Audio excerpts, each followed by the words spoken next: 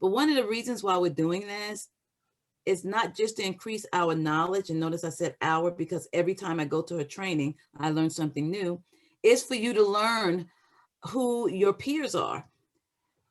And when you are working with your superintendent, yes, you have your superintendent you can talk to, but then you have your peers you can call up and talk to, et cetera, et cetera. So this is a really great team building effort that we're trying to put out there.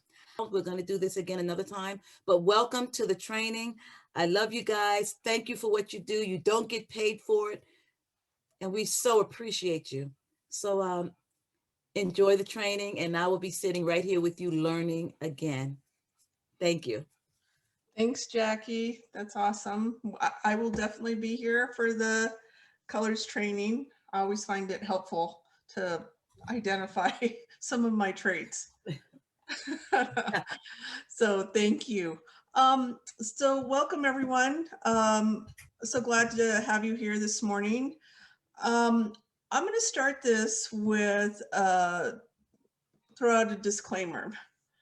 First of all, what this training isn't is there is no way that I will be able to teach you budgets and finance in 2 hours.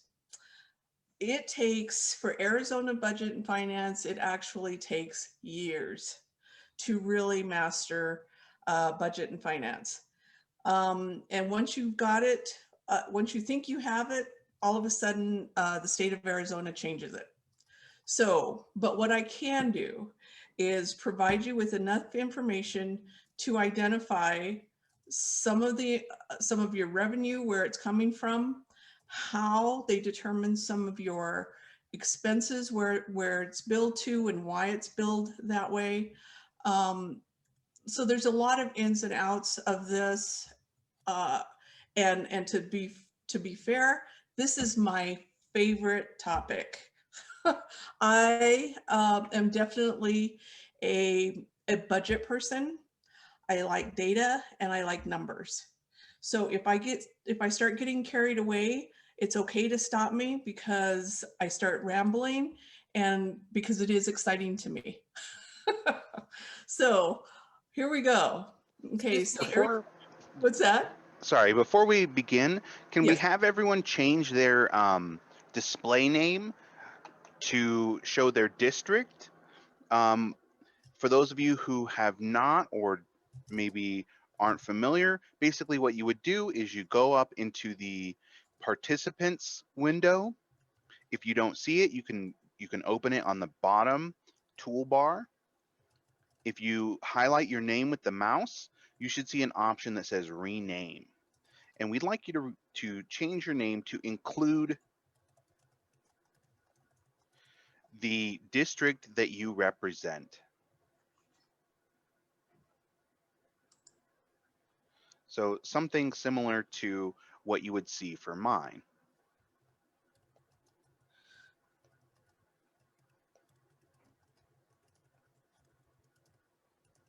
And you can obviously set it up in any way that you prefer. If you want to use a hyphen or an underscore or.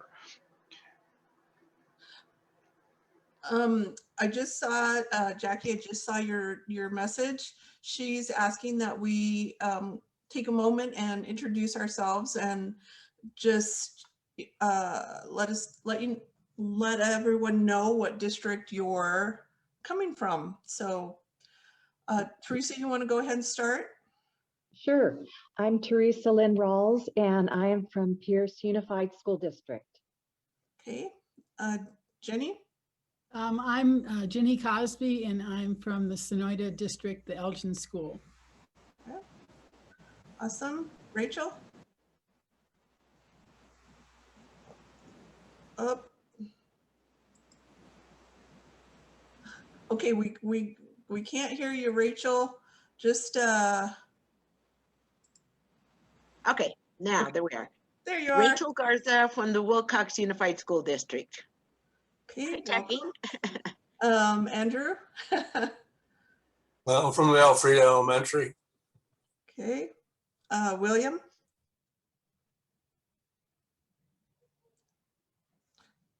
from Bowie Unified District.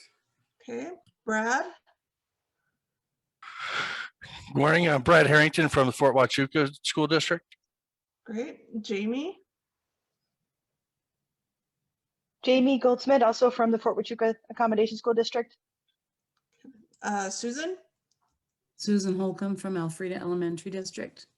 Okay, Yolanda. Yolanda Boutte, Sierra Vista School District. Okay, Cindy. Hey, I'm Cindy Pearson, and I'm from the best school in Arizona, since no one said that yet, Fort Thompson. Okay, awesome. Okay, Shelley.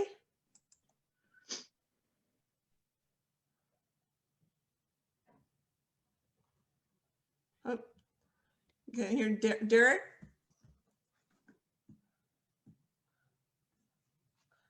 Okay, okay, we can't hear you, Derek. I don't know. Can you hear me now? I can hear you. Okay, I was using my daughter's headphones. I guess they're not working right. So I'm Derek Alvarez, Palomino School District, second training. Glad to be here. Glad to have you. Shelley? Is she with us? I think her microphone is not working. Her microphone's not working. Okay, double Adobe. Is that Ruth?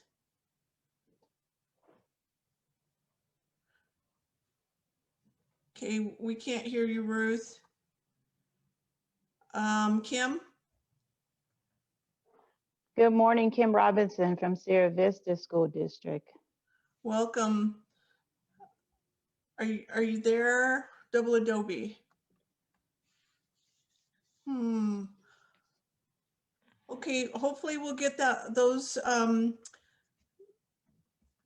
sorted out, but welcome everyone. So glad to have you here this morning. And again, this is one of those topics that I get really excited about. So if I get too excited, get going too fast, just stop me and ask questions as we go along. We're gonna make this real interactive as we go. So enjoy the training. We'll get started. Oops, I think there's Shelley. Hi, Shelley. Nice to see you this morning. Okay, so we're gonna get started. I'm gonna go ahead and minimize this. Okay, so again, we're gonna go ahead and get started with Arizona Budget and Finance. And we're going to start off today. Let me see if I can get this to, I think we've got, hold on just a sec, okay. Okay. Okay, so today, first thing off, we're going to start with the current funding formulas for Arizona school finance. And before I just jump right in, I'm going to give you a little bit of history. So the history of the state equalization formula prior to 1980s, districts relied heavily on the local property taxes with very little support from state funding. So the current formulas originated during a major reform in the 1980s, which they created the equalization formula. That was created in an effort to equalize per pupil spending and property taxes. But, however, this equity formula did not equalize per pupil spending, and it did not equalize your property taxes. So, so it didn't achieve what it was designed to achieve. And we'll talk about that as we go along, and I'll explain why it didn't achieve it. Okay, so we're jumping right in, state equalization formula. Okay, so the state equalization formula base actually it has an equalization base. So what happens is that the state per ARS 15901 establishes a current base level every year. Per that statute, fiscal year 2021, the base level is 4305.73. So 4,305.73 cents. But as I was currently looking at some of the reports, it looks like they've given districts a little bit of an increase. I wasn't able to figure out why that was. There was a small increase to the base level, but it didn't change in statute. So the current base level is 4,359.55 cents. We're also going to talk about and how that connects, how that base level connects with your weighted student count, which is your student count and your support level weight, and then how that relates to your weighted add-on counts. So let me show you. The next slide will kind of give you an idea of what we're talking about here. Okay, so this is actually a page from a report called the APOR-55.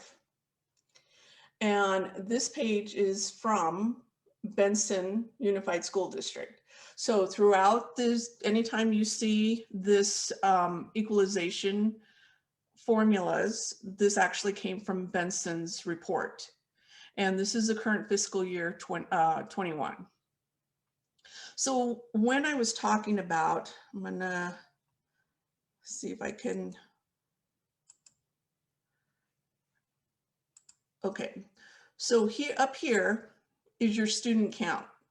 So PSD is your preschool, and of course your K-8 and your 9-12. And this is actually fiscal year 21.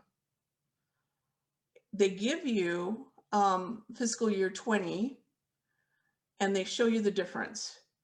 So if you notice here, what's happened is your district, Benson School District, actually lost students from fiscal year 20 to fiscal year 21. And it appears that they lost students in both the K-8 and 9-12 area.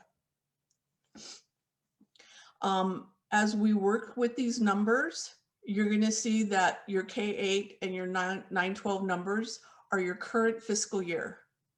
However, your preschool is prior year.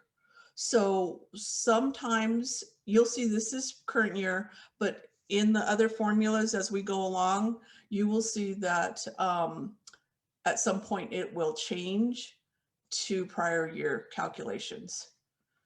Okay, so here's your student count again.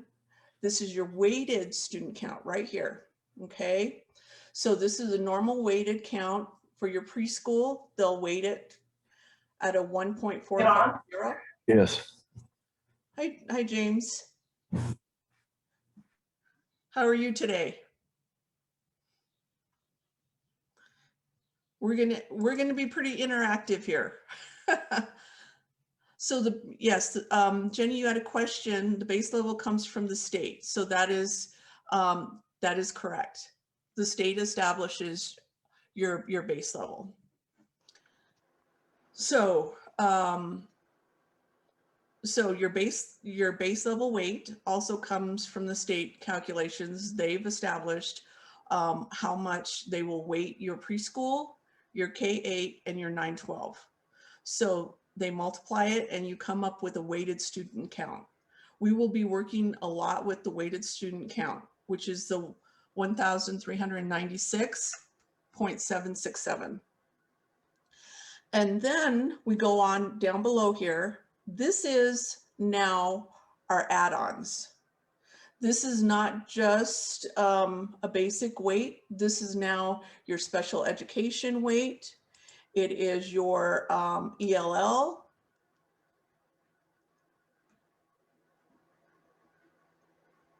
Okay. Okay, thanks, Ben. So it is your K3 reading, your K3, all your ELL, and your special education. So Ben asked that I pause for a moment before moving on to data heavy slides. Does anyone have any questions regarding regarding any of this student count or the weighted student count? Because like I said, it can be pretty overwhelming. And there's going to probably be about 6 pages that'll look like this, and it'll be pretty intense. So I actually have a question since I'm doing double duty. Okay. All the different support modifiers, the support level weights, are those available in a list? If, well, say for example, I wanted to, double check numbers for my district, is there a list of all of the weight modifiers? That's a great question. So because your support level weight is set, and your add-on support level weights are also set, as well as your base level support. Your base level support is in statute, which is that ARS 15. Let me go back up to that slide real quick. I think you had 15901 B1C. Yep. So that your base level is in your statute. All your weighted levels are also in statute, but as we go through the calculations and I show you where I found this report, you will also you'll be able to see it and find it for yourself as well. Because at a later point, I'm going to have you actually go into your district, find your report, and find your budgets. So not to mention that all of these are in an Excel format. So you will be able to, like I said, once we get online and we are able to see the actual report, you'll actually open an Excel worksheet. You'll actually be able to see the formulas within the Excel worksheet, and that way you'll be able to coordinate, actually follow the tracking of where all of these numbers go. Does that help any? Absolutely. So we do have 2 questions in the chat. Susan asks, when does the state determine the student count? 40th day? That's a good question. State determines student count at the 100th day. But again, Susan, what has occurred in the last, I want to say 4 years? Prior to 4 years ago, we used to operate on prior year student count. So what would happen is our calculations, all of these numbers would have been using fiscal year 20 prior to 4 years. After that 4-year time period, it moved to current count. So now when you establish your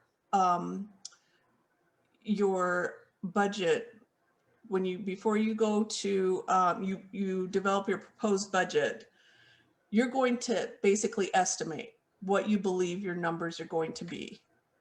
So you're going to estimate your numbers.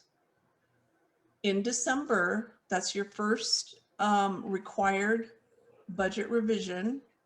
You're going to put in your 40th day count, basically, or again, leave the estimated numbers if it's pretty close.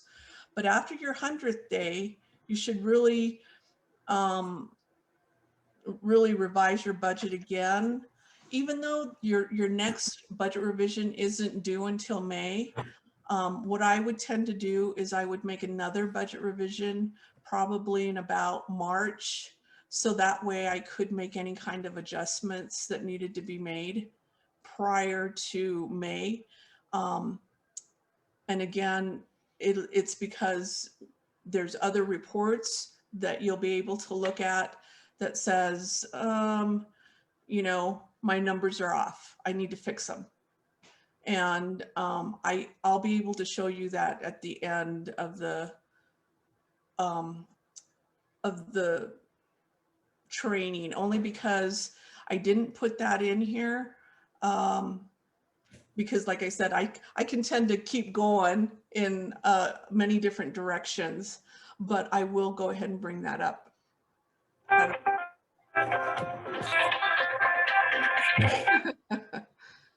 So, any We other? do have, Okay. actually, yes. Sorry, I didn't mean to interrupt. So Cindy asks, and it may have been addressed already, but she asks, does this page come from the state or from your business officer? This page comes from the state. So you know what, let me, before I go any further, let me kind of show you where I found this.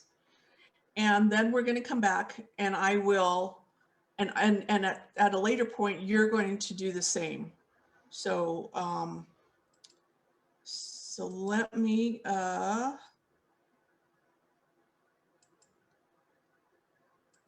okay.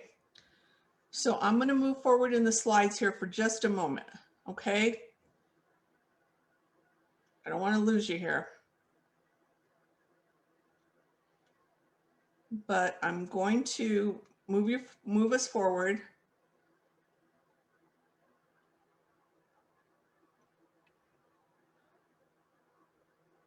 And Susan, you'll see that I used Elfrida Elementary's numbers.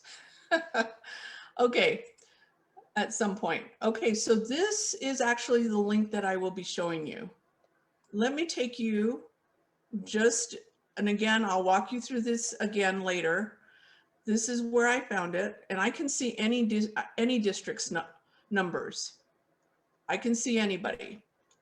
Anybody, is there anybody who would like me to open up their district? Yes, I would. Pierce. Okay. Teresa, you're from, I'm sorry. Pierce. Pierce, okay. Okay, let's see here. Pierce. Okay, so we're gonna open up Pierce. What I'm clicking on, let me move this out of the way here so I can, we're gonna switch to budgets. And I'm gonna come over here to the center and submit file status. So this will show me everything that Pierce has submitted to the state. Everything. I can go back years. So, and this is where I see it right here, 2021 expense budget. And it'll open down here at the bottom left in an Excel worksheet. And I enable the editing, but it doesn't mean that I'm going to edit anything. Okay, so what I can see here is Pierce's budget. They revised it December 14th, and it's their first revision. Hi, Terry, this is Cindy. Yeah, hi, Cindy. We only see the slide. Oh, you only need to share your screen. Okay, new share.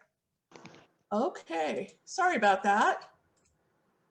You see it now? Yes. Okay, awesome. Sorry about that. So this is Pierce's budget, and they have a consistent primary tax rate. That's what I can see, and so far they have balanced their budget. But it looks like, okay. Looks like they have a pretty high budget limit. So for unrestricted capital. But this is where I found the reports that I'm sharing with you today. Okay, so I'm going to take you all the way up to the top here. Okay, so so what I'm showing is Pierce does have a reduced student count of about 9 students from fiscal year 20 to fiscal year 21. That was the slide that I was just sharing with you for Benson. Pierce does not have a preschool, and of course they do not have a high school. So the only weighted count that you'll see here is the one for the K-8. Okay. And again, I can click on that weighted count. Ben, you were asking me about the support level weighted. So I can put my cursor over that box, and right up here in my formula bar, can you see my formula bar up here on the left? We sure can. Okay, so it gives you the formula as to where that is coming from or where it's going to, just like that one. So it tells you it's multiplying your column F 13, row 13, by column H, row 13, which is how you get the 116.963. And then we're coming down here to our weighted student count add-ons. And I can see that they have a really high number. About half your student population is K3. Is that right?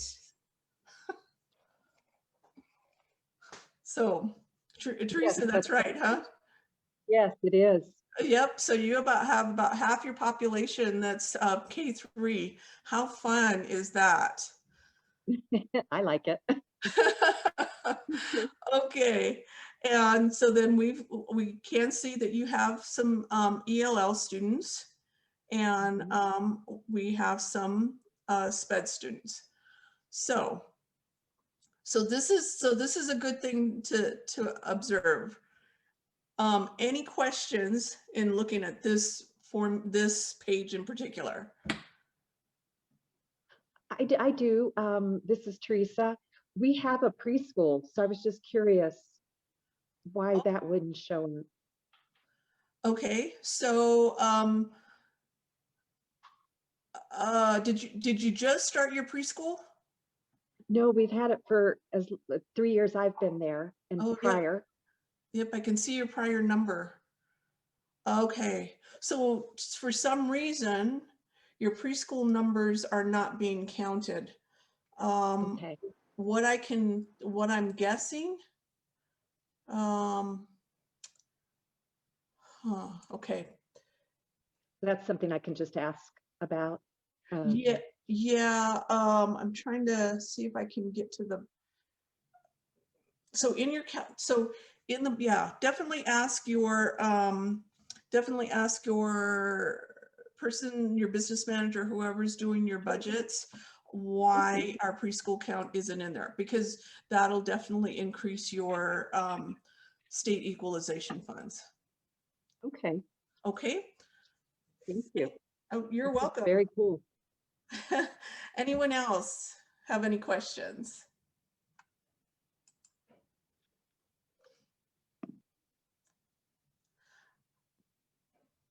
Okay. Okay, so This is Derek. I had a question. Sure, Derek.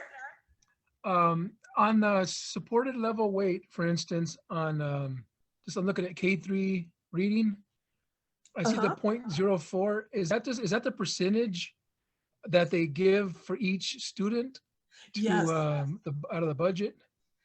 Well, what they do is they give you a weighted count.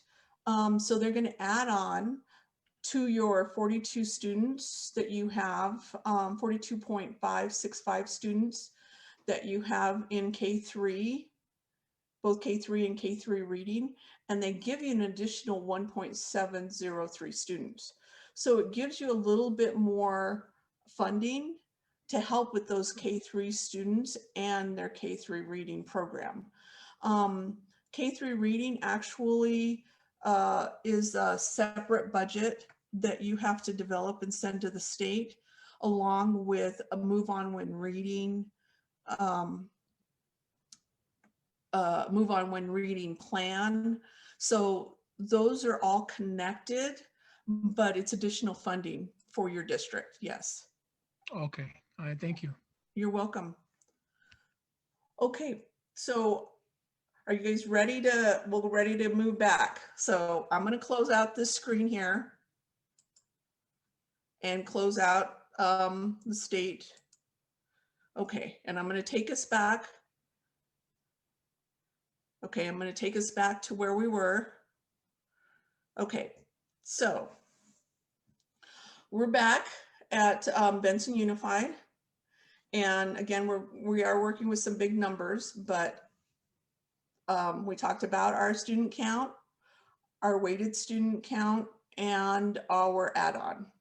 Okay, we're going to move on to the next slide, which is how it's calculated, the state equalization formula. So we will be taking our base level amount, again, which the state established at $4,359.55, and we will multiply it by our weighted student count. And that is all weighted. I'm going to take you back up for a second. All weighted count, this one and this one, which comes out to 1,593 students, 0.448. And that gives us a base support level of $6,946,716.23. That's a lot of money. It's an estimate. It's an estimated, according to the state budget, Auditor General's, every student is approximately $11,000. So you lose one student and you've lost $11,000. So that's something why, that's one thing that why we are constantly talking about your student count and how it affects your budgets. We're gonna, anyone have any questions about your student count?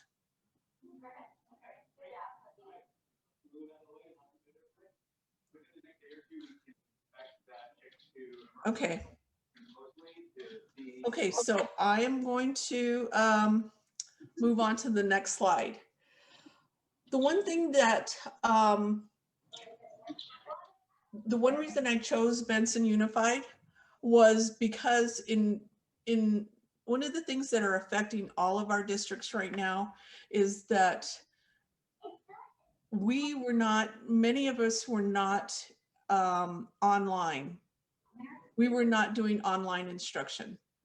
And because of COVID, a lot of the districts now have online instruction and now have a piece of their budgets having to be counted as partial students. And I'll share with you how that works. So currently, well, as of fiscal year 20, Benson did not have online students. But here in fiscal year 21, they now have 51 students that are attending school online. And again, you're looking at your student counts. They have no preschoolers online. They have at least 29 students who are in K-8 online, and then 22 students that are high school level. They will also have the base level weighted count, and then you'll get a weighted number. And then again, you will have your add-on weights, which will come down to another add-on weighted count. So again, these are only your online students. Does anyone have any questions about online students?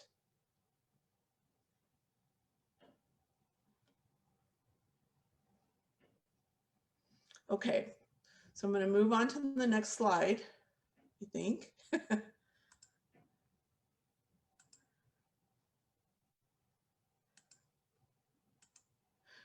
Okay, so this one's going to be a little intense, and I'll explain it more when we look at the at Benson's slide. So what we're going to be looking at in the next slide is we're going to take the base support limit. It's going to be adjusted by your teacher experience index, any performance pays, or any other adjustments that are specific to that district. It's going to calculate separately your transportation support level and your transportation revenue control limit. And then with those numbers, it will then calculate your district support level and your revenue control limit. I'm going to move this into the next slide so you can take a look and see what that looks like. And this is pretty intense. So we're going to get into this. So up here is your teacher experience. In a separate report that you provide to the state, that your business managers provide to the state, you're going to take all of your teachers' experience levels and you'll put it into a report and submit it to the state. It will calculate how much experience your teachers have, and then they add it to your base support limit or base support level. And let me explain where your base support level came from. So we took our, again, remember our numbers, our student count numbers, 1,396.767. I'm just going to focus on this one first. Our added on, like special ed, ELL, K3 reading, the 196.681, totaling our student count of 1,593.448.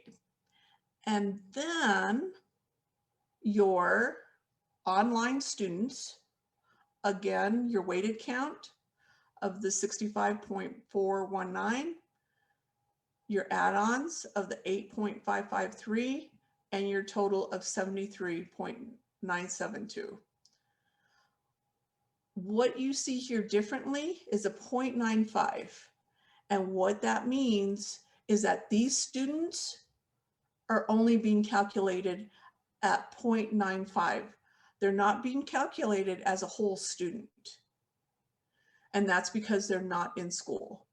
And that is the one reason why most districts are trying to encourage your students to be in class versus online. But, you know, honestly, 0.95 is more than I expected when I looked at this from the state. So this is a pretty good partial student count. Okay, Jamie, you have a question?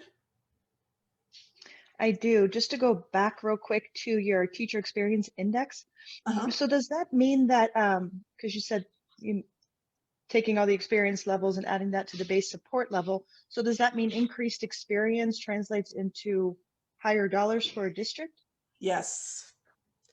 Yes. So you do want to make you want to keep your teachers. But it's understandable that, you know, if you have sometimes you have teachers that just don't, you know, aren't a good fit, and that happens. But and you have new teachers coming out with new ideas and new experience, and definitely you want those new teachers in there, but your seasoned teachers will increase your teacher index experience. Absolutely. Thank you. You're welcome. Terry, this is Cindy. I have a question. You made a comment that you were surprised that the state was allowing 9.5 for offline students or online students, sorry. I think it's a great number because the same effort goes into it. And like Fort Thomas is still taking lunches out to the kids. So there's more work right now being done for the students online than those that are at home almost. And you know what, Cindy, you are absolutely right. There is a lot more work that goes into teaching students that are online. A lot more preparation, a lot more prior planning. And the reason I said I was surprised at the 0.95 is that the state tends to try to save money. And yeah, and so you will see this as we go through all of this formula. You will see at the end what I mean by that, and why I over the years when I first started and learned about state budgets and grants in Title I grant federal funds, the district that I worked for used to receive over $50,000. When I left a year and a half ago, we actually only received $18,000. Wow. So, so the funding support has been reduced over the years, but again, we will you'll see that as we go along here. Thank you. Thank you. Okay, so up here at your weighted student count, and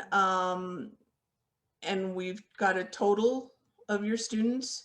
We've got our base support level, as we talked about earlier, and we multiply these two numbers, and it comes out with the $6,946,716.23. Your online students, of course, I said it's a 0.95% of that number times your 4359.55, which comes out with $306,360.40. So when I talked about stuff, items that are particular to that district, what I can see here is that Benson had a single audit expense 2 years ago of $40,000. So that is going to be included. Not everyone will have audit services every year, but that's a way of recouping that money. What happens is that you have to build that into your budget when you have an audit, financial audit, and you're able to recover some of that from the state. Okay, we also talked about briefly transportation levels. So over here to my left is all of your transportation calculations. So, and this gets kind of it gets kind of convoluted here, but what you will see is that at the 100th day count, or 100 days out, gosh, I want to say 10 days after your 100th day count, you will be able to, your business manager will put in your daily route miles. They'll ask for a transportation report. They want to know how many miles you're traveling per day, how many students you're transporting, and then they will make a adjusted route miles and a support level. So what you can see here is that they have 927 miles that they travel a day, and they have 422 students. And then they add on the adjustment, and they're estimating the remainder of the year of 180 days, because a calendar year for a school calendar is 180 days. So they're estimating for the remainder of the year, and they're coming up with a support level of 457,196.40. And then they're estimating your trip factor and your support level of the 82,295.35. But what they will be doing is that they will take this up here at your 457,000. They'll use this number to calculate for your district support level. And they'll use a separate number to calculate for your transportation level. And so what they're doing is they're taking these and they're moving them over here to this transportation support level from last year and from this year. So they're going through, they're making the calculations, and this is 539,000, not 53,000, 481.75, and that is coming out to your transportation support level. But your transportation revenue control limit is actually pre-calculated from prior years. So prior to them establishing the transportation support level, they established a base. So if you go over by 120% of your base, then they will use the new calculation. Otherwise, they will go with your current transportation support limit. But what happens is that they move this number, 661,963.24, over here to your transportation revenue control limit, your 539,491.75 over here to your transportation support level.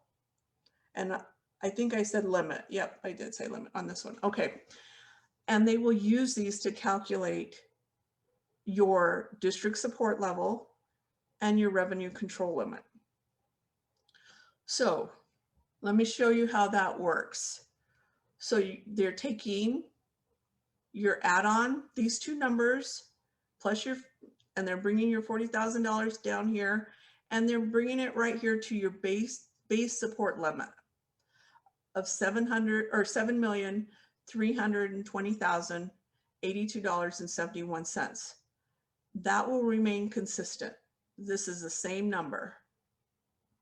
They're taking your transportation support level and they're bringing it over here, and that calculates your district support level. They're taking again your transportation revenue control limit, bringing it over here. They're adding these together and coming up with your revenue control limit. But so it would make sense that you take the higher number to calculate your state equalization. That's not true. When we move forward, they will be taking the lowest of the two numbers. You will only be receiving the $7,859,574.46. So before I move forward, does anybody have any questions?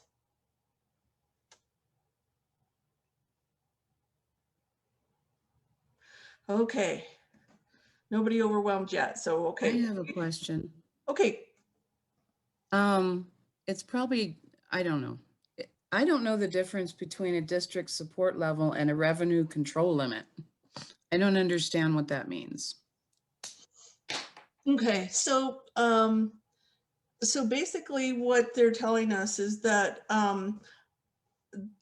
that they're allowing, that the district needs, basically, in order to function, the limited amount of funding or operational budget that they need to operate on is the $7,859,574.46.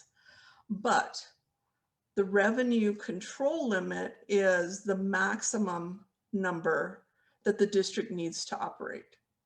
So they're establishing basically your top levels. Does that make sense, Susan? That does make sense. Thank you. You're welcome. Okay, so we will go ahead and move to the next slide. Oops, let me.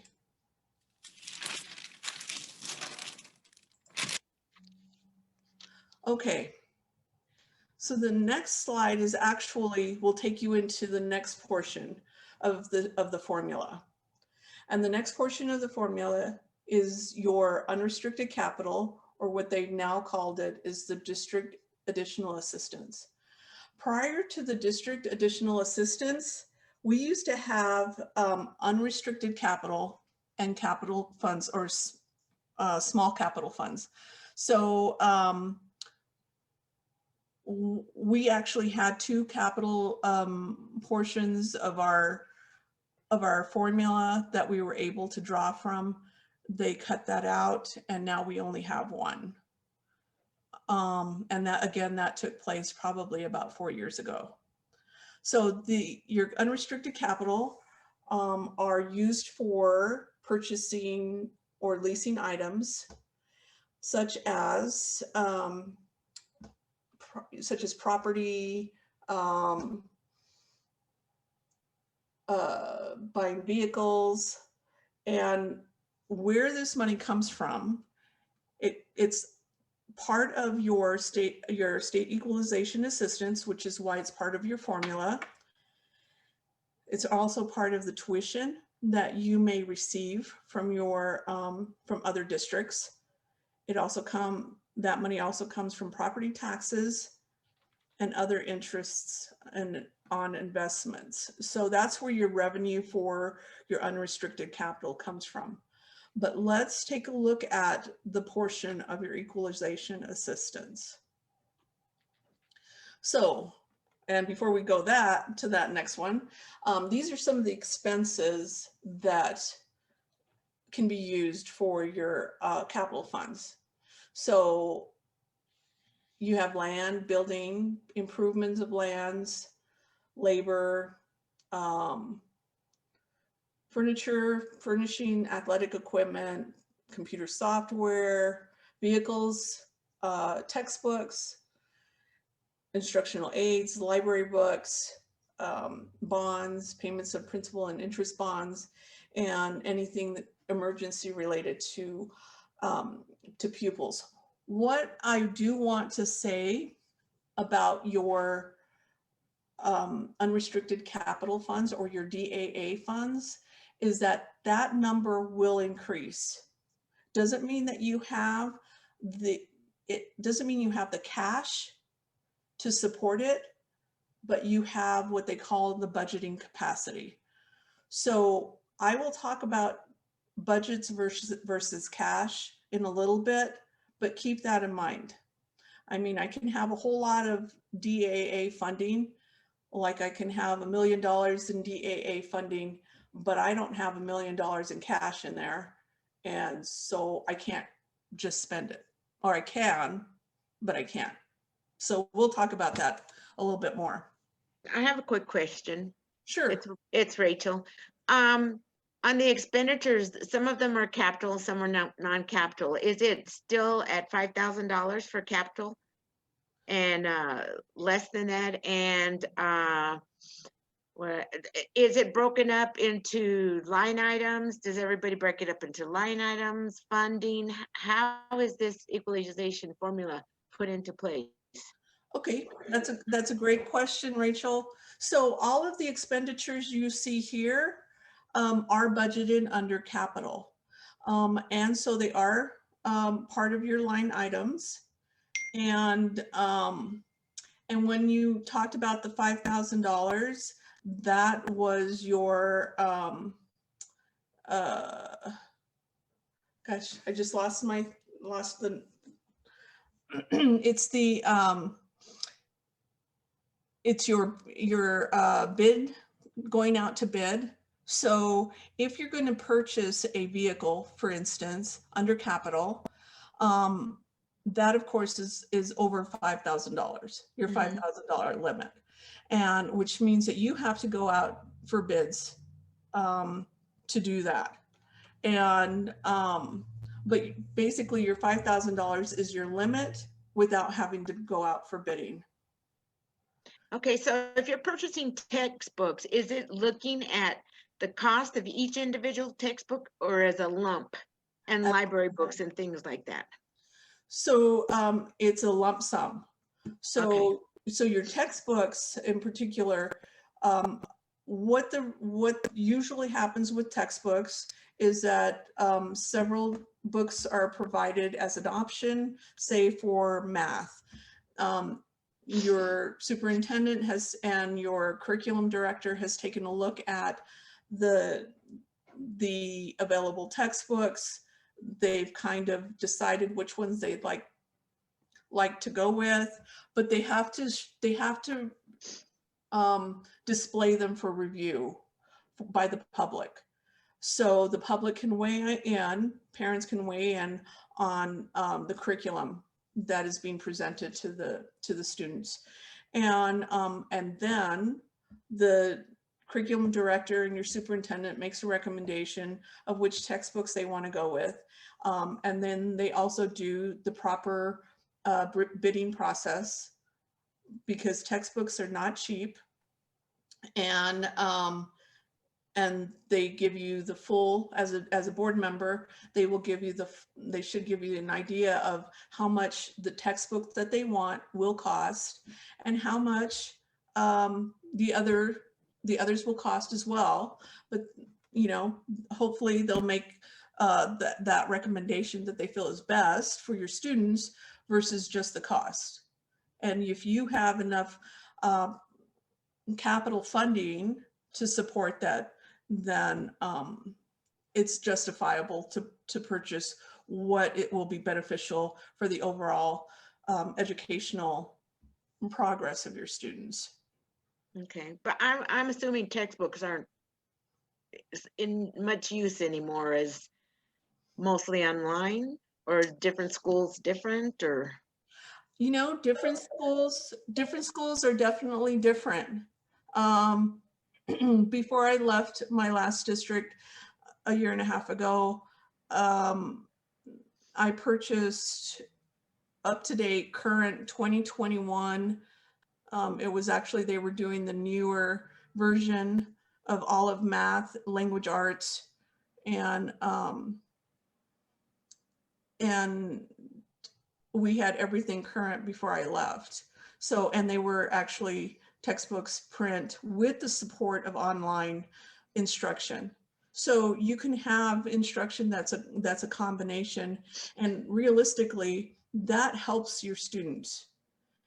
And then in the district that I was in had a multi-grade classroom. So that helped the teacher when rotating students and working with the different groups, to have some doing online instruction, some in the textbook, and some doing one-on-one support.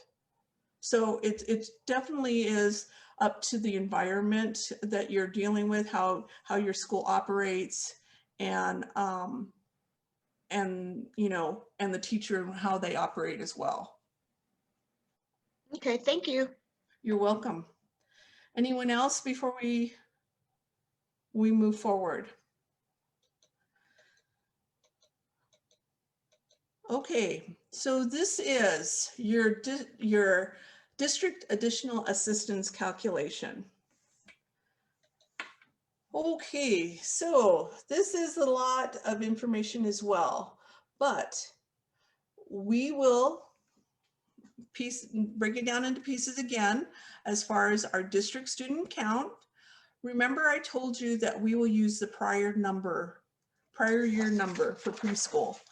This is where that took place. So this is actually the student count, your preschool student count from fiscal year, let me bring that up, from fiscal year 20. This is your current student count, and under statute, your district additional assistant calculation is $450.76 per student. Over here at your high school level, they give you a little bit additional money because your high schoolers have higher needs, and more capital is needed to support a high school level.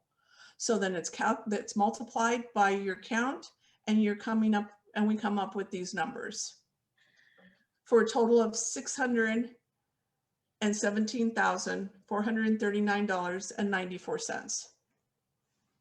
And that's just under capital, your capital funds. And now they take a look at, did you have a student growth from the previous year, which is the 12,000 or 1,252 students, compared to this year. And then they divide it.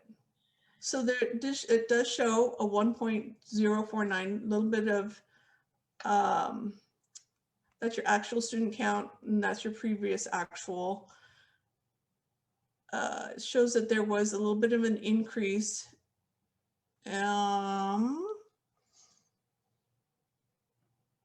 But that's not true. It could, okay. So it could be that in translating this over, I could have transposed the numbers because this was fiscal year 20's number, and this was fiscal year 21's number. So we actually had less students, which is only a 1.0 calculation. So you're not going to get any additional funding. Is basically what I'm telling you, is you're not going to get any additional funding for more students. There was actually a loss of students from fiscal year 20 to fiscal year 21. And so these numbers will come down and translate here, and your total translates to the same amount.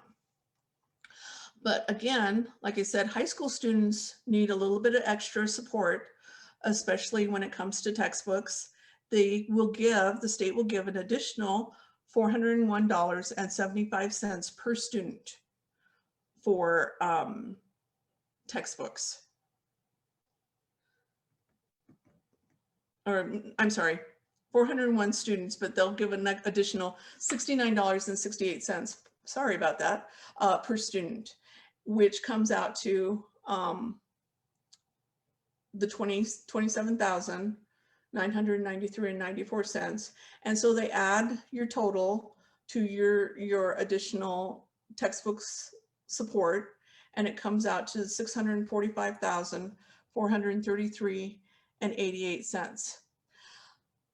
When I was telling you that the state tends to save money, this is true. So there was an adopted policy that took place that says for budget adoptions, districts with fiscal year 2020 ADM, which is your average daily membership of 1,100 students or more, will have a reduction calculated on page 5. This is actually page 5 of your APOR 55 report at 16%. So they just reduced your preschool through 8th grade funding by $65,000 plus, and your high school funding by $38,000 for a total of a negative $103,833.46. So they just reduced your district capital funding by $100,000. Now you're at $541,600.42. Would anybody like to weigh in on this?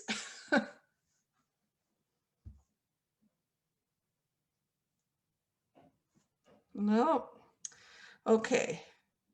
So we're going to, any questions?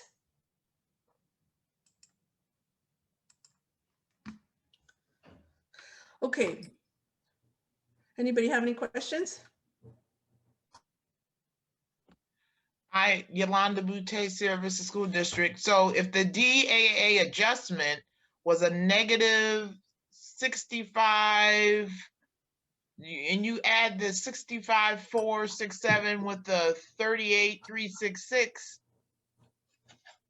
that comes up to 103? Because it does. I will, let me see if I can pull up my. Let me see if I can use my calculator, because it just don't seem right. 467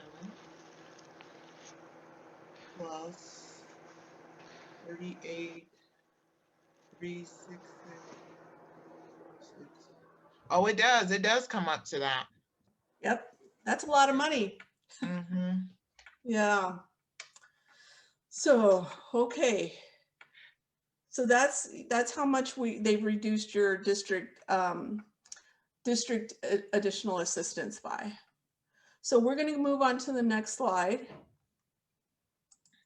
We're going to move on to the next slide. So the next thing we're going to talk about, because again, we're not done figuring out this, we're not done figuring out the state equalization.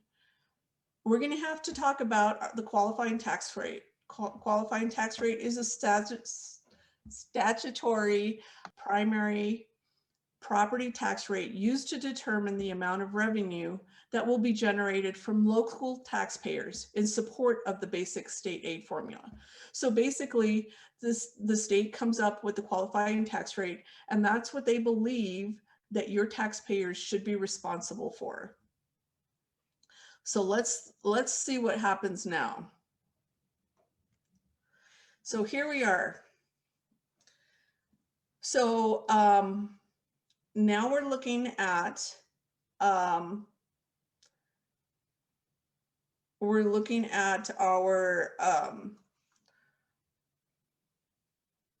actual state equalization formula that calculates the total amount that you will receive. Your qualifying tax rate is actually established at right here at the 1.8371. So how that is determined is they will take the primary assessed value. Every year, the districts receive a primary and secondary property, primary and secondary assessed tax value of your district.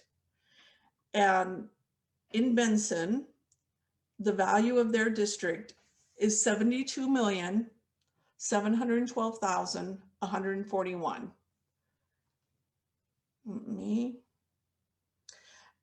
And they'll divide that by 100 and multiply it by the tax rate that was established by the state. And that comes out to $1,335,794.74. So basically what the state is saying is that your taxpayers of your district are responsible for that over $1 million. Okay, but that's not just the $1 million that they believe your taxpayers are responsible for. They believe your taxpayers are responsible for $1,335,794.74 on your K-8 students, and an additional $1 million, $335,794.74 from your 9-12 students. So remember when I said they were going to take the lower amount of your district support level and your revenue control limit, and they took your district support level, they brought that over here of your $7,859,574.46. They added in your district administrative district assistance with your capital funding of $541,600.42. They came up with a equalization base of $8,401,174.88, and then they took away your qualifying tax rates of $2,671,589.48. So where you started way back when at over $7 million, you're now receiving from the state $5,729,585.40. So that's a big loss. That's over $2 million difference that the state isn't supporting you with.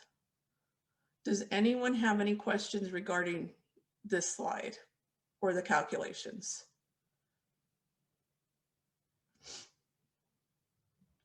Okay, so I'm going to move on to the next slide. So Benson Unified State Equalization Formula came up with a total of $5,729,585.40. But let's take a look at the next one. Their district budget is $9,778,615. They're only getting from the state the 5 million, over 5 million. So the difference is over $4 million. We know that they expect your qualifying tax rate, your property tax owners to cover the $2,671,589. That means that they still have to cover the $1,377,441. So before we move on and I go into how they're going to come up with that money, we're going to go into the link that I showed you earlier.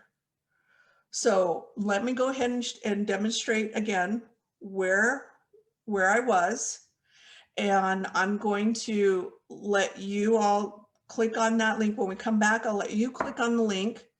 Ben, if you wouldn't mind putting us into groups, we'll take about 15 minutes in that group. It'll allow you time to take a look at your own entity, talk with your other members of what maybe you're seeing. And when we come back, we will talk about what you found interesting within your own district. And then I'll, answer any questions that you might have that came up while you were looking at that, at your expense, your budget, your 2021 expense budget, and the formulas, the APOR 55 formula within your own district. Okay, so again, I'm going to walk you through first before I put you into groups. You're going to go to the link here above. Let's see. It should also be in the chat as well. Okay. You will find your district, come to the drop down. I will go into the Benson School District because that's what we've been looking at. Okay, I will come up here to the right in the light blue box, switch to budgets. And I will come here to the center, submitted file status. And then you will push the go button right here in the center, and it will open up a list of files that were submitted to the state. I will be opening up the 2021 expense budget. Off to the left bottom corner, it will load an Excel worksheet. And I can see Benson's budget. Down here at the bottom on your tabs on the right side, you will see an APOR 55. You can click on that and you will be able to take a look at the APOR 55 worksheets that I showed you. Okay, so I will exit out of here. Okay, any questions before we move into groups and to explore a little bit? Is there any way to make the print bigger? The print on the on those forms, they're tiny. I have old eyes. Okay, Jenny, are you looking at the ones on the website, or are you looking at my screen from the slides? I was looking at the screen. I think whatever you just brought up, I was looking at. Okay, so that was the web, the internet. So okay. Yeah. I can answer this one.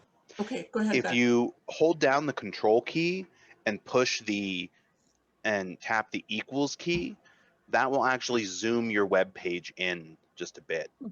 Okay. And hold down the control key and what? Push the equals key up there by the backspace.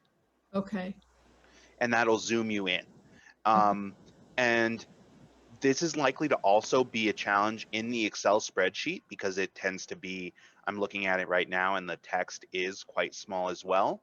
So if you're in Excel, down in the bottom right, there's actually a zoom slider that you can use to increase the size of the display. Great, thank you. Of course.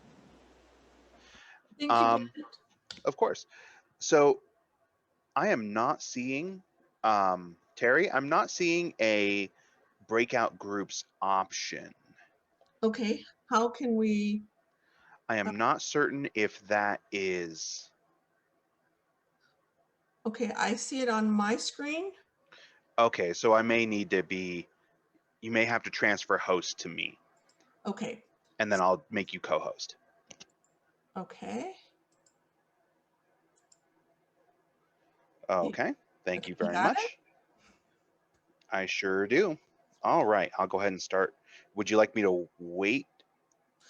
Let me just check real fast. Does anyone have any questions before we move into groups? I do. This is Teresa from Pierce. Yes, I should be able to click on that link and that will take me the ade.az.gov that's at the top of this slide. Should I be able to hit that and it will take me there? It should be able to, I'm hoping. Ben, have you, I think he put it, okay. He also put it into the chat. He put the link in the chat. So if you open up, if you open up the chat, it'll allow you to click on that link. If it's not allowing. By chat, would that be, that's not share, is it? Chat would be more, under more? Under more, all the way. I see it. You see it? Got it. Okay, I do. Yes, thank you. You're welcome.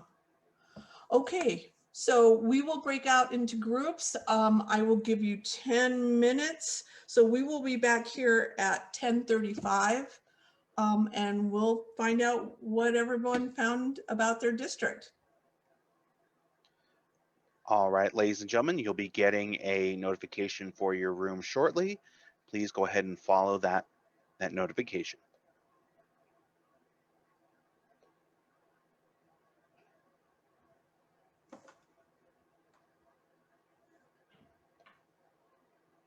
Okay, Derek, I'm going to open up Palomina's real quick and see what we'll see what I can see what's going on there.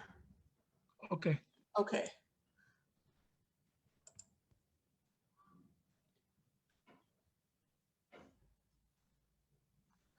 Okay.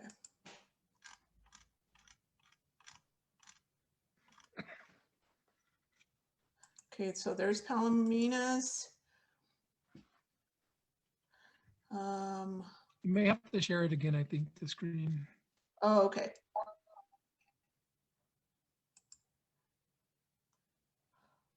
Okay. Okay, so we're gonna, can you see it? Yes. Okay, so let's take a look real quick.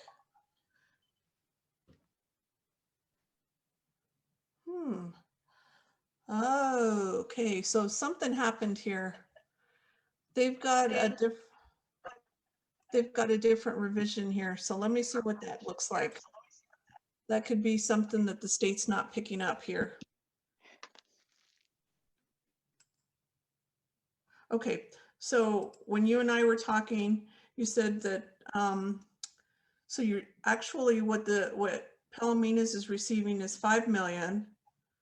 125,998.41. Oh, okay.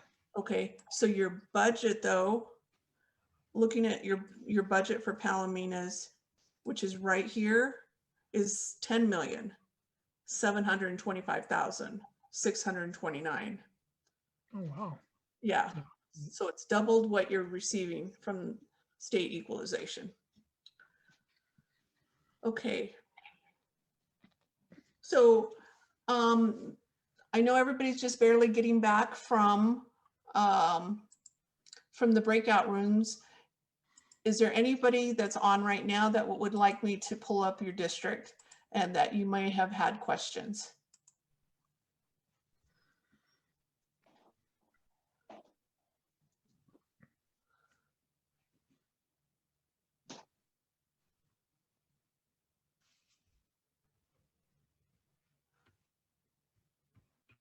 Okay, I guess everybody's okay. So I think we're waiting for people to come back. Should be just about a moment before it automatically brings everyone back. Okay, thank you. Terry, Yes. I have a question about our page we were looking at.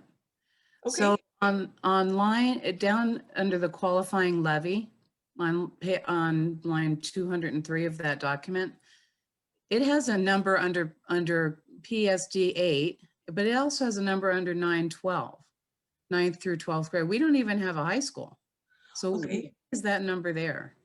Okay, let me open yours up. Susan. Okay, can you see it? Can you see the screen, Susan, with Elfrida on it? I can see mine. Okay, because I'm clicking around. Can you Oh see yeah, my list? okay, I got you. Yeah. Okay, so I'm going to open up your budget. Mm-hmm. Okay, so you were looking at the APOR? Right. Okay. Okay. You can open it. Okay, so let's see here. Okay, so we're and you're on which page? I'm on the hold on. I just clicked the wrong thing. I'm on the APOR 55. Okay, on page 2 of 6. Oh, Lord, how do you know? Well, if, as I'm scrolling down, tell me, Yeah. can you see? Oh, hold on, let me get back to you. I can't see anything but a blank screen on yours. Oh, okay.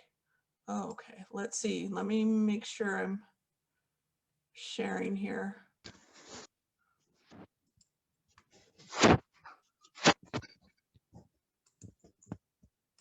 Okay. Okay. Now, if you go down to the taxing part, the levy, qualifying levy, it's down further. Okay. It's down on like line 203 or something. Okay, 203. Can you still see my Yeah. screen? I can see you. Okay, see how it says 153.08.89 for qualifying levy? Oh. And then it's got it in the high school section too. Well, we don't have a high school. You don't have a high school. So that amount, 300,000, should be half, shouldn't it? It should be half. Don't tell anybody and keep the money. Well, that's the thing is if it was just half, we would only need to expect half of our tax. That, I mean, we're not going to get $300,000 in taxes. Well, exactly. And so it's doubling it as far as it's reducing our state amount. Yeah, it's reducing your state amount by $150,000. $150,000. So absolutely, I would definitely, Susan, you're not in a 03 district, right? I don't know what an 03 district is. Okay, so let me take a look. 03 is like a common school district where you have, let me see here. I'm looking at your CTD number. Nope, you're an It's 02. You're an 02 district. Oh, is that what that means? Okay. Yeah. Yes. Okay, sorry. Okay, so so I would definitely call school finance and say, excuse me, you're taking way too much money. Yeah, okay. That sounds like a good idea. I'd like to do that. Yep, absolutely. Call school finance and have them make that correction because that is not correct. So that wasn't a error on our part. That was an error on the Department of Education school finance part. Exactly. Something's going on with their calculation and there's no way you can fix that. Okay, awesome. Thank you. You're welcome. Okay, so I am going to exit out of here and I'm going to make sure that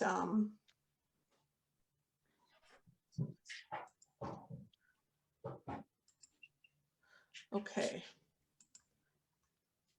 Okay, so I think we're all back, right? Yes, we absolutely should be. Okay, so I know some of you were having problems getting into the different, getting to your district, taking a look at your budgets and your pages. I will definitely take time at the end of the training, time permitted, before we transition to True Colors training, and we will take a look at your district individually. Is there something any of you would like to share with one another, or something that stood out to you?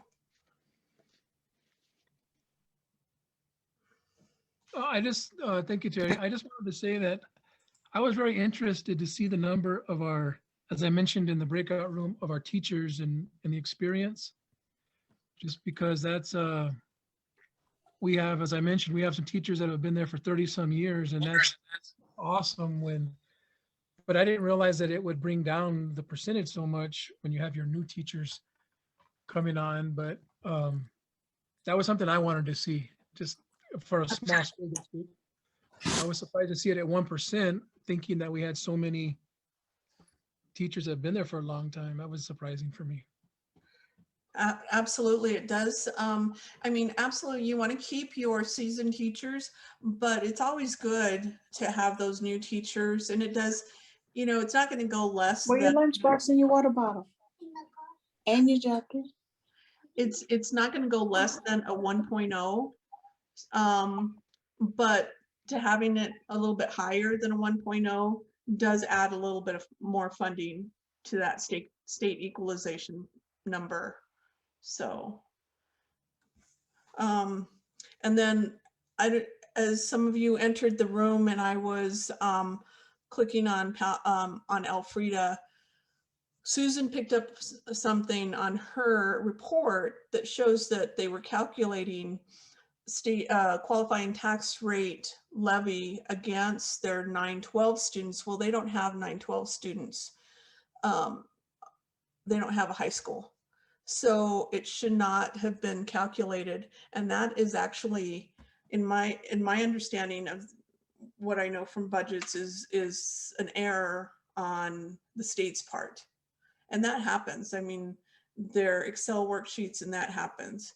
And if it isn't an error, then somebody at the state needs to explain why it would be correct and why it would count that way. I don't believe it should, especially because you don't have 912 students.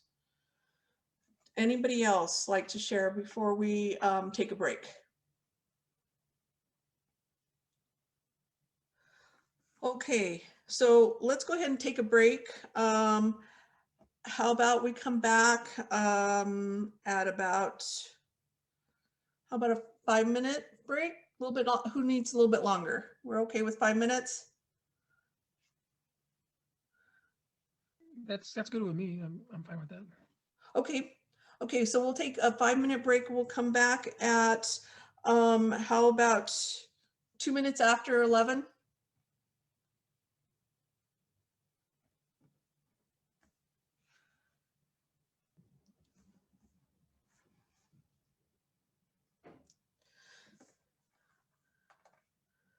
Okay, are we back? Sure sounds like it's 11:03. Okay. So let's go ahead and move forward. We have just a little bit more, and then we'll turn it over to Jackie. Okay. So as we talked earlier, we were focusing on Benson Unified, and we talked about the qualifying tax rate of the 1.8371. Benson Unified's primary tax rate is currently 3.8426. They actually have a secondary tax rate for maintenance and operation override of $1.47, 11, a Class B bond of 0.7797, totaling a secondary tax rate of 2.2508. That's actually different from their previous fiscal year of primary tax rate of 4.3450 and a secondary tax rate of 2.3605. So they actually reduced their property taxes from the previous year. And I'm going to show you how that translates into revenue. So, so their primary tax rate for this fiscal year is 3.8422. And the qualifying tax rate is 1.8371, which leaves an additional 2.0055 tax rate. So of course that is the responsibility of their taxpayers. And as we talked about before, their primary assessed property value is $72,712,141. You divide that by 100, which comes out to your $727,121.41. You multiply that by the remaining difference of the tax rate, which is 2.0055, and you come out with $1,458,241.99. Additional property taxes. And that's not including your secondary tax rate increase that they have. This is just the primary tax rate. So remember, whoops, let me take that back. So if you remember, they had a deficit between their, between what state equalization was going to cover, the qualifying tax rate that would cover, and they had a difference. And so that $1 million, $1,458,000, $241.99 will cover what the difference is in their budget total. So I'm going to kind of shift gears. We're still talking about property tax and still talking about Benson, but I'm going to talk about smaller school districts at the same time. So I'm going to go on to the next slide and I'll explain why. So, so when you have smaller schools like Double Adobe or Elfrida, they have small schools. Most of the time they don't do a secondary tax rate because they have what they call small schools adjustments, and they are able to adjust that small schools adjustment enough to get the additional revenue that they need without going to the taxpayers, or without going to, I'm sorry, without taking it to a vote. It still comes from the taxpayers, but it doesn't have to go to a vote. Several districts several years ago had a frozen tax rate. I believe Double Adobe is one of them. I know McNeil is one. So they cannot go over a certain tax rate that was established several years ago. They can go under, but it's my understanding that if they go under, it may reduce their tax base permanently. So in speaking about small schools, they are able to determine the amount in which the district expects to receive. And so you're able to calculate what you're expected to receive with your primary tax rate and what you actually calculate. So what I'm saying is, when you have small schools that only have a primary tax rate, you can actually identify how much money you're expecting to receive for that district for the year from property taxes. So in the case of Benson, it's a little bit harder to find out that percentage of taxes that you collected. We were able to see that the primary tax rate we could calculate how much they received for primary tax rate they expected to receive, but it's a little bit harder dealing with a secondary tax rate to actually identify where that money was coming from. So let me kind of show you what I'm talking about. I'm going to go on to the next slide and then we can go back if we need to. So Susan, I actually took Elfrida and I took your fiscal year 19. Your budget in fiscal year 19 was $1,014,529. Your tax rate was a 4.5790. Your assessed value divided by 100 was $84,028.03. What you actually collected from property taxes, primary property taxes, was $349,971. What you should have received based on your tax rate and your assessed value was $384,764.35. And how I calculated that was I multiplied your 4.5793 tax rate by your primary assessed value divided by the 100, which was the 84,000, which came out to what you would be receiving in your property taxes. What you collected though was actually almost 91% of property taxes. So in most cases, you're not you're more than likely never going to get 100% of your property taxpayers paying all of their property taxes. But nearly 91% is amazing. And in fiscal year 20, the same thing, you're still at nearly 91% of your property taxes collected. So it's safe to assume that on an annual basis, your property taxes, you'll receive about 90%, 91% of your property taxes for revenue. Again, when you're dealing with smaller schools, it's easy to calculate how much you're actually receiving and how much you're expecting to receive based on your primary assessed value. But when you're dealing with larger districts and you have secondary tax rates, that's a little bit harder, but you can at least identify how much you should expect to receive in your primary assessment. So I know this is a lot. Does anyone have any questions?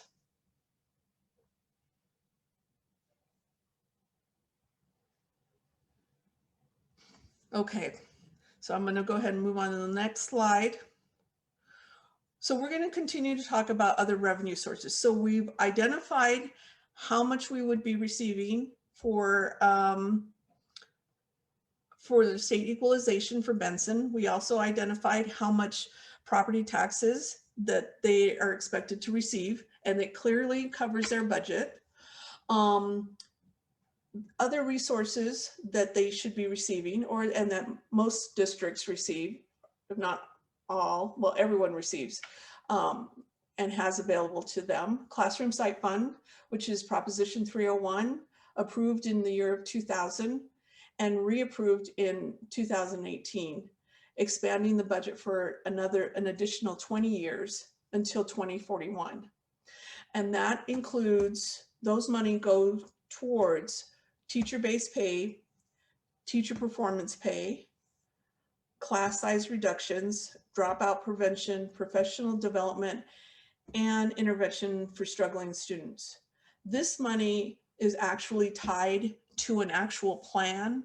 The district has to develop a classroom site fund plan and identify where that money will go and how it will be earned, basically.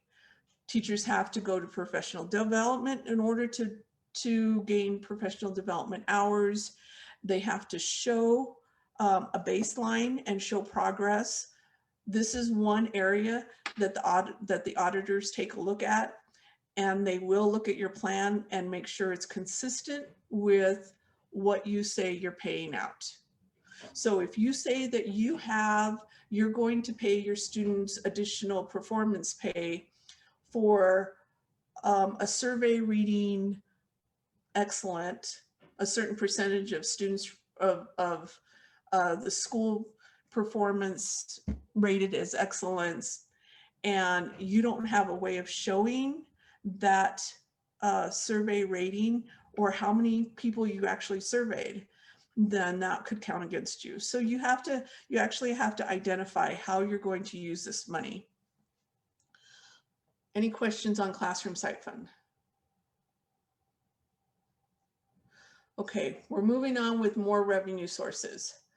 Other revenue sources include instructional improvement, which come from the state and local monies, adjacent ways, which is tax levy, and do not require a voter approval, debt services, which cover capital related expenses, and grants. So grants is going to be quite a long list, so bear with me. So grants include these are all federal grants, and I'm going to kind of give you a take you through a list of the grants and the money revenue worksheets further down after I just kind of list them. So bear with me with this. So Title I is federal. again, federal grants, Title I, Title II, Title III, IDEA, Medicaid reimbursement. Move On When Reading, we talked about that for your K-3 students. Homeless grant, the McKinney-Vento, Johnson O'Malley grant, emergency immigrant, migrant workers, desegregation, impact aid, and the current grants currently available that were just enacted March of 2020 was the CARES Act with the ESSER, the Elementary Secondary School Emergency Relief, and the Governor's Emergency Education Relief Fund. And then currently, December 27th, 2020, additional funds were approved for the Coronavirus Response and Relief Supplemental Appropriations Act. And again, the ESSER's 2 grant and the GEARS, which is the Governor's Emergency Education Relief Fund. So all these federal grants, if your school district is participating in any of these grants, they all have their different requirements, their different deadlines for applying, and they're all able to be, they have specific uses. So you can't just pick a grant and use it for employee wages and benefits. It has to be designated as a grant specifically used for, say, wages and benefits under a certain area. So these have limited areas of use. And we'll go, like I said, we'll go further into this as we move forward. Which brings me— question before you move forward. Okay. On the CARES Act and the Corona Response Relief Supplemental Appropriation Act. Yes. So if a teacher has, like I know it, passed in March 27th, the CARES Act to begin with first. Yes. And we were able to receive some kind of pay because of what was going on. That part is ended. Does the Coronavirus Response and Relief Supplemental Appropriation Act pick up now as of December 27th? So basically what I'm asking is, if a teacher gets COVID, will they get paid? Or do they have to depend on their own personal time, vacation, and stuff like that? Okay, so the CARES Act was specifically designed for the COVID in the event that you had to take leave. It was covered under that. The education secondary, the Corona Response and Relief Supplement can still be used for those purposes. And so yes, it still can be used for those purposes, for employee leave time. So it is currently in place. Do we know when it'll end? Do you think it'll end at the end of the school year, or what might be happening on that? Well, that's, I think that at this point we're waiting to find out if there'll be additional funding. I know that looking at the different deadlines, that some of your funds had to be used up prior to December, to the end of December, which is why the Secondary Act came into play. So, so definitely that's something that your business manager, your grants management should take a look at, when they can apply for these funds, when they have to be used, and what they can be used on. Okay. Okay. Thank you. You're welcome. Any other questions? Okay, so it brings me back to your cash versus your budget. So your cash, again, like I said, you can create a budget. You can create a $10 million budget, and if you don't have the cash to support that budget, then you're creating this huge problem It doesn't mean that you can't spend up to that budget, but you have to have the cash in order to make sure to cover it. And that comes in the form of your state equalization. It comes in the form of your property taxes, and it comes in the form of your grants. It all needs to be, your budget all needs to be supported within those cash flow, within your cash flow. Okay, so this is a good rule of thumb. This slide came from the Arizona State University.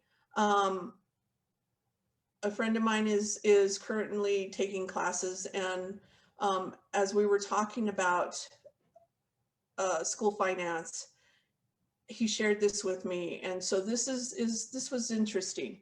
So when using money to make a purchase, we all understand that a dollar is a dollar is a dollar.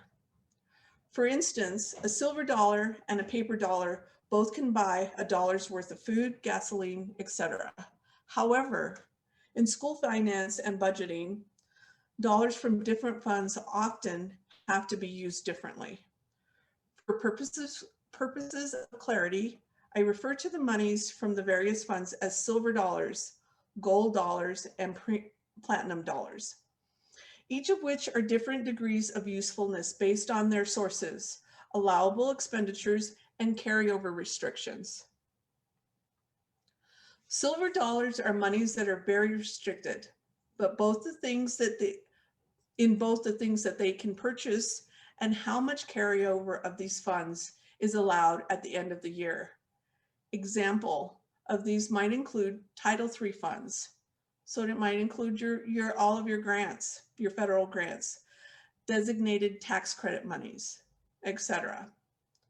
Gold dollars have more flexibility in both, in M&O, capital, the greatest needs, your tax credit, etc.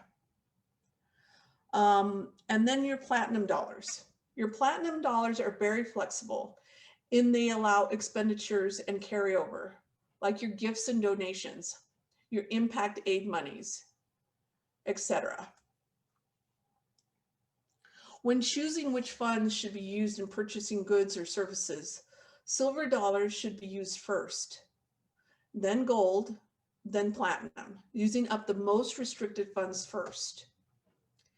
Throughout the year, it is a good practice to review the balances remaining in all available funds in order to ensure that the funds are being used up in this order. If larger than desired amounts are remaining in silver funds, expenditures, for instance, for certain items, may be able to be moved from gold and platinum accounts into silver accounts. So you want to use up those grant money first, if you're able to. And this is done by a journal entry, where your business office changes the funding source for a previous expense. This is often accomplished near the end of the fiscal year, July or June. I tend to try to do it in April, May, if I know I'm getting ready to close out my fiscal year and I know what funding source everything needs to be moved, in order to avoid losing money from funds with carryover limits. Okay, so this is available to you and is available on all your slides. And this goes on for several pages, but, and I will just kind of roll through here, but I will stop here first before I move forward. Anybody have any questions about funding? So Terry, this is Derek. I did have just one question. When I was looking at the budget from the students of Palominas, yes, we lost 88 students between this year and last year. I don't know if that went from online or not, but you had mentioned at the beginning of the of our training that it's approximately $11,000 per student. Yes. So that would mean that we lost almost $800,000 then revenue if that is the right number. Is that correct? That's correct. Wow. But again, they could have been moved over to your online.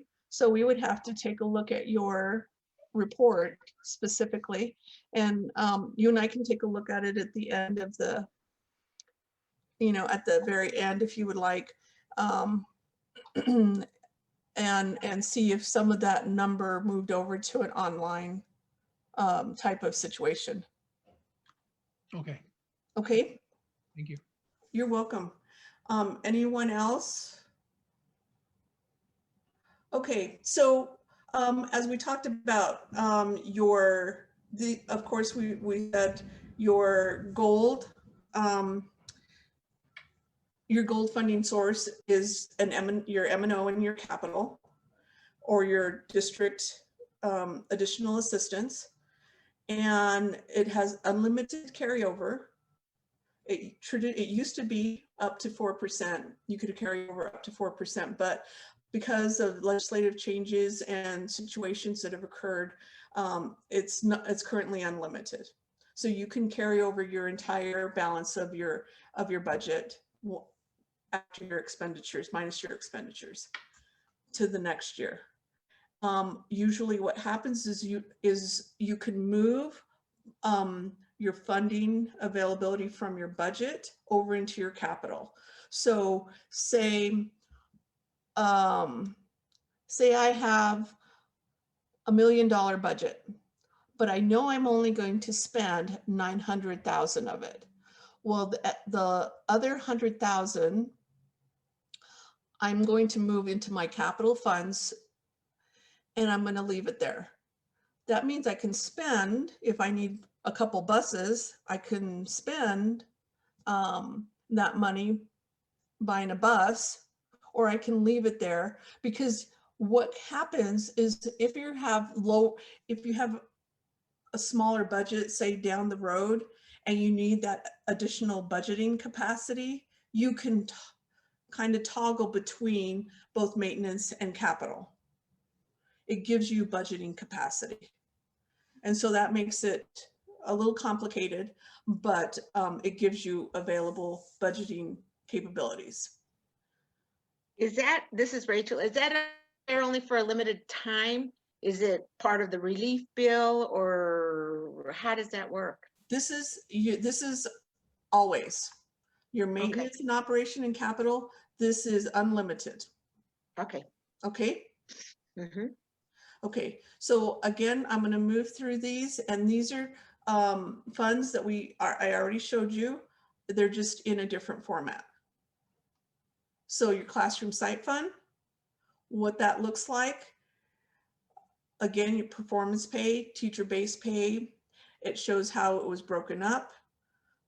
20% into your teacher base salary, 40% to increase performance and employment related expenses, 40% can go for classroom size reduction, teacher compensation increases, professional development, dropout prevention.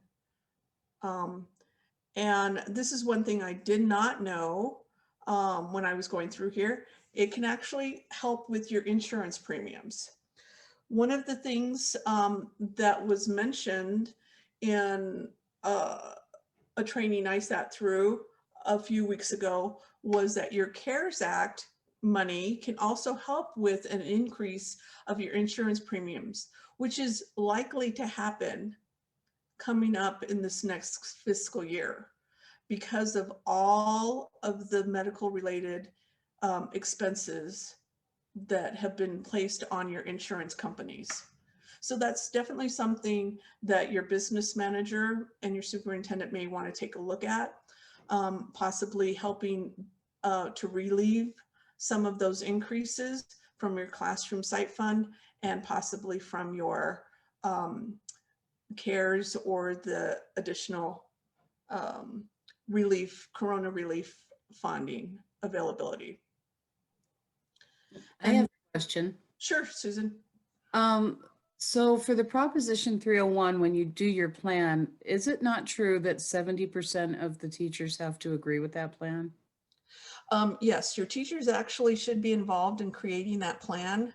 And you absolutely want a majority of your teachers on board, coming together to create a plan that they can live with. So if you decide to put that insurance premiums in there portion, it would have to be a Proposition 301 plan revision, classroom site fund plan revision, and your teachers would have to agree. Yes. And if the teachers don't agree, we can't put it in there. Right. Right. That's what I thought. Okay. Thank you. You're welcome. Again, instructional improvement monies, that was, again, some of your listed as your platinum money. It is listed as classroom size reduction. It is unlimited, so it does give you a little bit more flexibility on where it can be used. Okay. Again, unlimited gifts and donations. There's no restriction if you receive civil rental agreements, you rent out your gym, and that money can be used anywhere. So again, those are platinum funds. Your community school, those can be used anywhere. They're and meet any kind of excess needs. But again, your platinum funds, you want to hold off to the very last. You don't want to use those.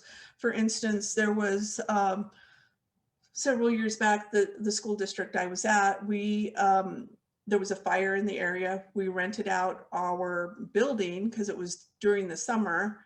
We rented it out. We ended up receiving probably about $10,000.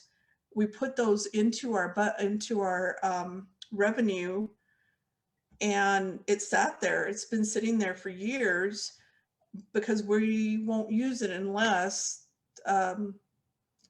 we really need to. I think it's reduced finally by now. We've used it for field trips. We've used it for different professional developments that have come up that we've needed excess monies. But so again, you want to use those platinum funds very sparingly. Child food and nutrition program, that's a federal program. And of course, any revenue goes directly into your child nutrition program for lunch, snacks, breakfast, all the meals. And then again, student activity funds, that's limited to the different activities that your students are involved in. PTO, PTA, those are usually outside entities, so they monitor and operate on their own budgets, but provide you with information. Overrides, those are voter approved, and they're renewed every 7 years and are usually designated once you go out to a voter approval. Bonds, the same, those are voter approved, and they're primarily for land, technology, purchasing capital items. And now we're getting into your to the grants, federal Title I federal grants. That is, and any of your federal grants cannot be supplanted. You can supplement your budget, but you cannot supplant. And so that's for school improvement plan. Anytime you have a federal grant, it's usually comes along with a lot of paperwork and a lot of requirements, and it's targeted. So this in Title I, it's targeted assistance for schools and districts.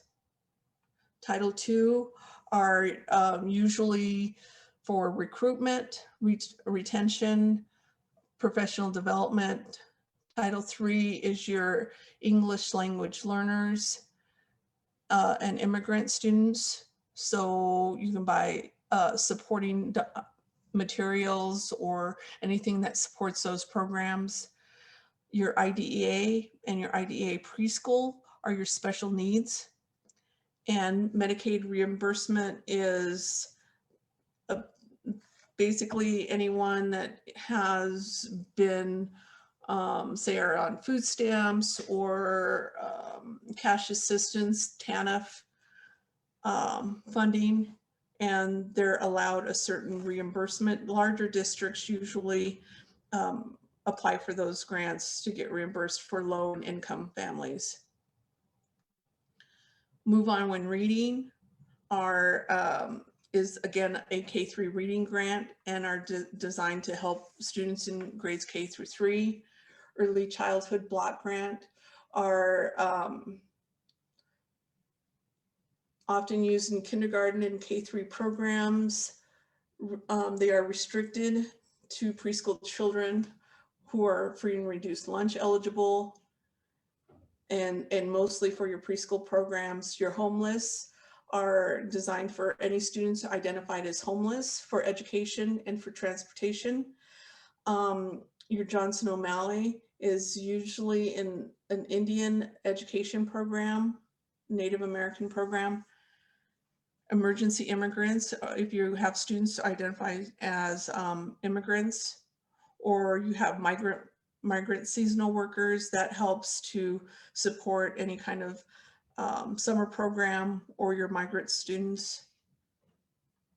Extracurricular are activities, extracurricular activities outside. Usually the donor will designate where they want it to go to, whether it's the wrestling team, or they want it to go to what is it, your science club. Desegregation are local funds, and they're to eliminate segregation and to assist minority students. Impact aid is unrestricted, and so there's no restriction on those. And they're used to make up missing tax bases for Native American reservations, military bases located within the district boundaries. And other grants are usually donor specific, like again, the CARES Act that are coming out, and the coronavirus relief funds. So here is the links that were provided throughout the presentation. Anybody have any questions that I can go over with you at this point? So I did get a message from Kim Robinson, and she asks, I was wondering why the 21st Century Grant was not on this list. Is it a different type of funding? No, 21st Century is one of the, I want to say it is a federal grant. I don't know why I didn't put it on there. It was just an oversight on my part, but I believe it is a federally funded program. And again, I believe the 21st Century Grant does have a plan that goes along with that. And it's designed to help moving the technology forward within your district. Also not on this list was REAP, what they call Rural Education Grant, and not everyone receives REAP. And that again is a federally funded program. I know with McNeil Elementary, we used our REAP funds strictly for technology. So that could be also what your 21st Century Grant can be designed for. Did that answer any questions? Yes, thank you. Thank you. Okay, any other questions?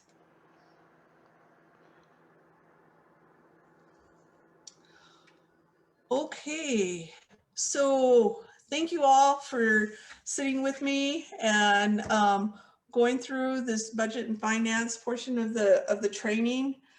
What we can do is Jackie will be presenting here the colors presentation. Jackie, do you want to take a 5-minute break? Yes, I think yes, that would be great. We have a few people who are going to stay for the True Colors presentation. It's going to take less than an hour. It's just a overview and just talking about what your colors are. Okay, do you want 5 minutes, 10-minute break? 5 is good. Okay, so in that 5-minute break, if there's anyone who would like to, who would like me to go take a look at their district report with them, let me know. We can do that now. I can also answer any questions in this 5 minutes before we get started. Otherwise, we'll come back and at 11:46 and start with True Colors. So thank you all very much. Terry, can I ask a quick? Terry, can I ask a quick question of you? Sure, Andrew. Back when we talked about the Elfrida monies, we was talking about the 348,000. If you remember, they had the high school and the grade school together, which would give you that 300,000. Do you think that's why it's in there that way? Because it's a small school? No, actually, that was a reduction to your state equalization funding. So they're actually taking away 300,000 from you. Can I say something? Go ahead, Shelley. Susan. Just looking at that a little further, it actually lists it twice and it looks to be deducted by 300,000, but it actually only decreased by 150,000 if you do the math. Okay, so the math does come out correctly then. Right. Awesome. Yes, so, unfortunately. Well, that's good. It's good to know then that the state is on top of it. Okay, so yeah, if the math is correct, then your state equalization was only reduced by the 150,000, and the available state equalization is correct then, Andrew. Thank you. You're welcome. And thank you for checking that math. Is there anyone else that would like to take a look at something before we move on to True Colors?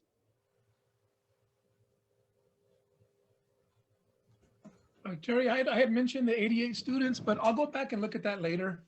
I didn't even think about the online, and I bet you that's where it's at. So I'll take the time to go and research that on my own. Okay, that's not a problem. And I'm always available by, I'm always available by email. You can send me an email or you can send me a text, either way. And I'll put my information back up. There it is.